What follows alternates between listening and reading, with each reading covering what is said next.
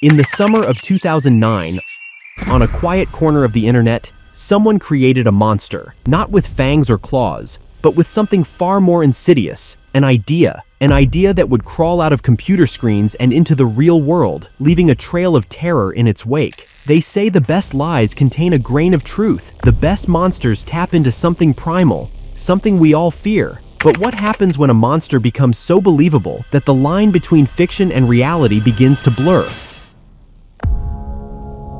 This is the story of Slender Man, the first great myth of the digital age, a tale that begins with a simple forum post and ends with attempted murder. But before we unravel this dark web, ask yourself, what makes a modern monster? And more importantly, how does a fictional character become so powerful that it drives people to commit unspeakable acts?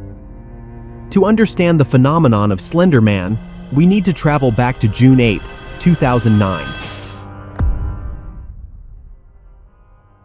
The Something Awful forums, a website known for its dark humor and creative challenges, had posed a simple task to its users: create paranormal images, make the fake look real. Enter Victor Surge, real name Eric Knudsen. His submission seemed simple enough: 2 black and white photographs, manipulated to show something haunting in the background. A tall, impossibly thin figure with blank white skin where a face should be, wearing a black suit that seemed to absorb the light around it. But it was the words accompanying these images that would spark a cultural wildfire. Under one photo, he wrote, "We didn't want to go. We didn't want to kill them, but its persistent silence and outstretched arms horrified and comforted us at the same time." The second image came with an even more disturbing caption: "One of 2 recovered photographs from the Sterling City Library blaze, notable for being taken the day which 14 children vanished, and for what is referred to as the Slender Man." Knudsen had done something remarkable. He hadn't just created a monster. He had created a mystery. A story that felt real, that tapped into our deepest fears about lost children, mysterious disappearances, and the things that lurk just at the edge of our vision.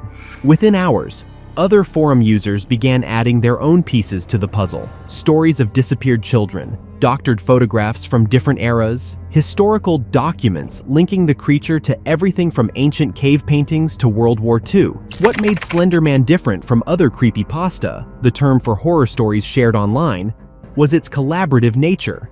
It wasn't just one person's nightmare. It was everyone's nightmare, shaped by thousands of hands, each adding their own fears to the mix. The community's creativity knew no bounds. One user crafted elaborate Germanic folklore, claiming Slender Man had appeared in medieval woodcuts as Der Grossmann, a tall, thin figure who stole misbehaving children. Another connected him to ancient Egyptian hieroglyphs.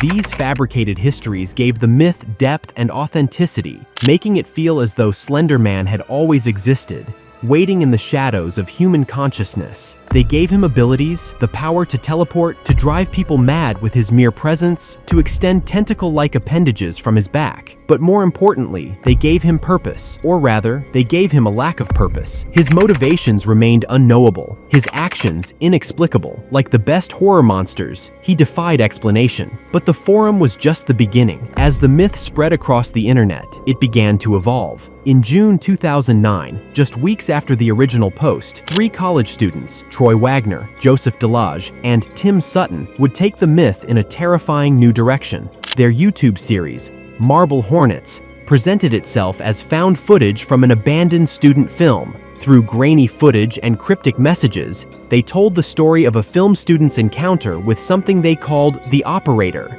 their version of Slender Man. The series began with a simple premise. A film student named Jay receives a box of tapes from his friend Alex, who had been working on a student film called Marble Hornets, before suddenly abandoning the project. As Jay reviews the footage, he discovers disturbing images and unexplainable events. Strange symbols appear in the background.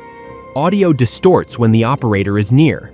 Characters suffer from mysterious coughing fits and memory loss. The series masterfully built tension through subtle details and atmospheric horror, creating a sense of creeping dread that would influence horror storytelling for years to come.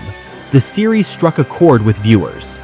Its low-budget aesthetic and mysterious storytelling made it feel real, like something you might actually find on an abandoned camera. Each new entry added layers of complexity to the myth while carefully maintaining that crucial element of ambiguity. As Marble Hornets gained millions of views, others began creating their own Slender Man content. Art, stories, videos, the monster was everywhere. But it was the gaming world that would take the phenomenon to new heights.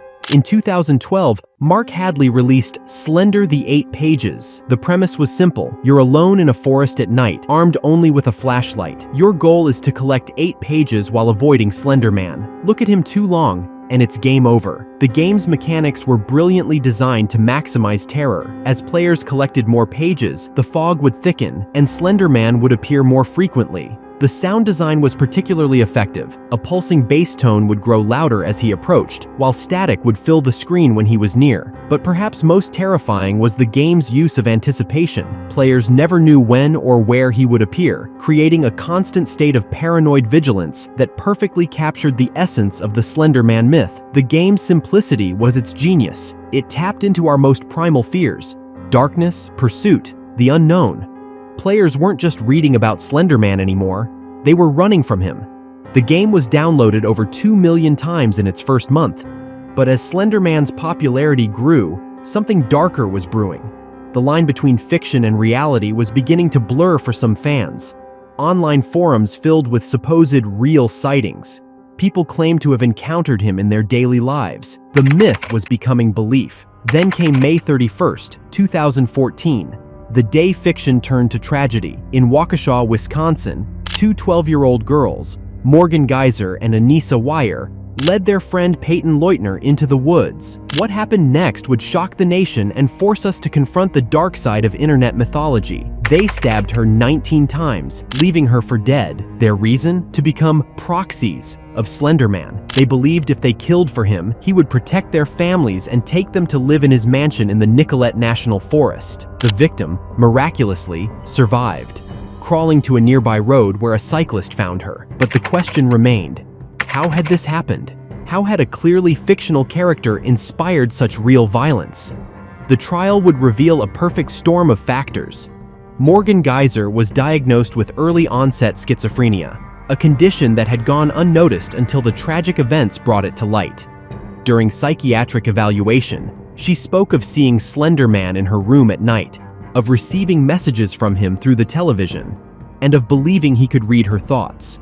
She also claimed to communicate with other fictional characters, from Harry Potter's Voldemort to the Teenage Mutant Ninja Turtles, highlighting the severity of her condition. Both girls had become obsessed with the Slender Man mythology, spending countless hours reading stories on the Creepypasta wiki. They drew pictures of him, wrote stories about him, and created elaborate plans to prove his existence. Their young minds, unable to fully separate fact from fiction, had fallen into a shared delusion, a phenomenon psychiatrists call folie à deux, where a psychotic delusion is transmitted from one person to another. But this wasn't an isolated incident. In Ohio, a 13-year-old girl attacked her mother with a knife, wearing a white mask. She too claimed to be acting on Slender Man's behalf.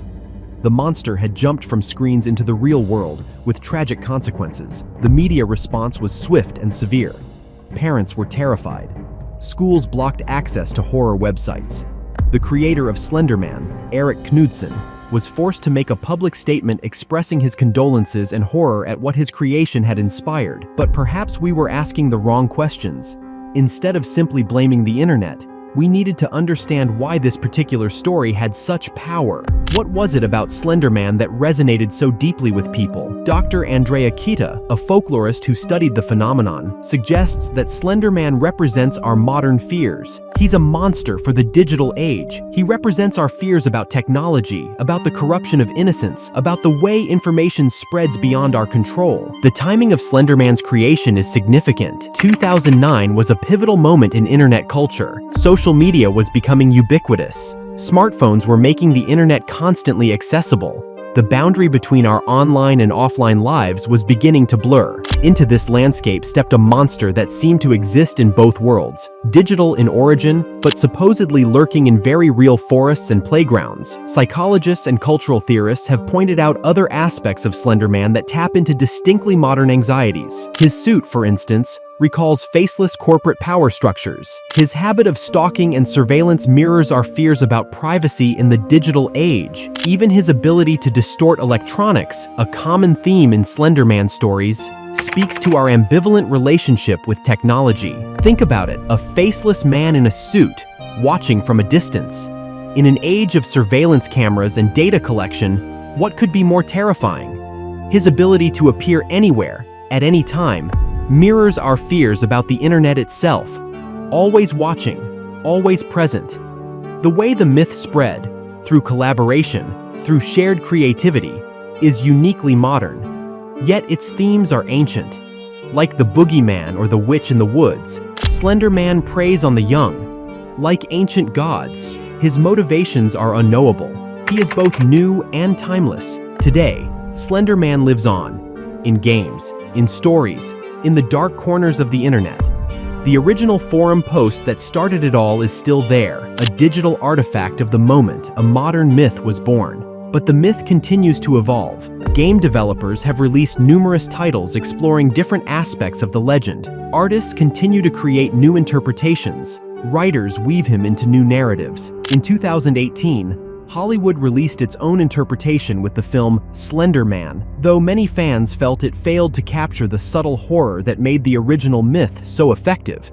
The movie's reception highlighted an interesting paradox. The more concrete and defined Slender Man became, the less frightening he seemed. His power had always lain in ambiguity, in the spaces between what we know and what we imagine. Perhaps most interesting is how Slender Man has influenced the creation of other internet myths. Characters like Momo and the Backrooms entity seem to follow his template, born digital, spread through collaboration, existing in that uncanny valley between fiction and reality. He became not just a monster, but a model for how modern myths are made. In the end, Slender Man is more than just a creepy story. He's a warning about the power of collaborative storytelling in the digital age, about how ideas can spread and mutate beyond their creator's control, about how the stories we tell, even in jest, can have real-world consequences. He exists in that shadowy space between fiction and reality, between the digital and the physical, between what we know and what we fear. And perhaps that's where he's most powerful, not as a monster that might be lurking in the woods, but as a mirror reflecting our own digital age anxieties back at us. Because in the end, the scariest thing about Slender Man isn't that he might be real, it's that he doesn't need to be. In an age where belief itself can be viral, sometimes the story is enough. And somewhere, in the darkest corners of the internet, new monsters are being born. New myths are taking shape. New stories are spreading, one click at a time.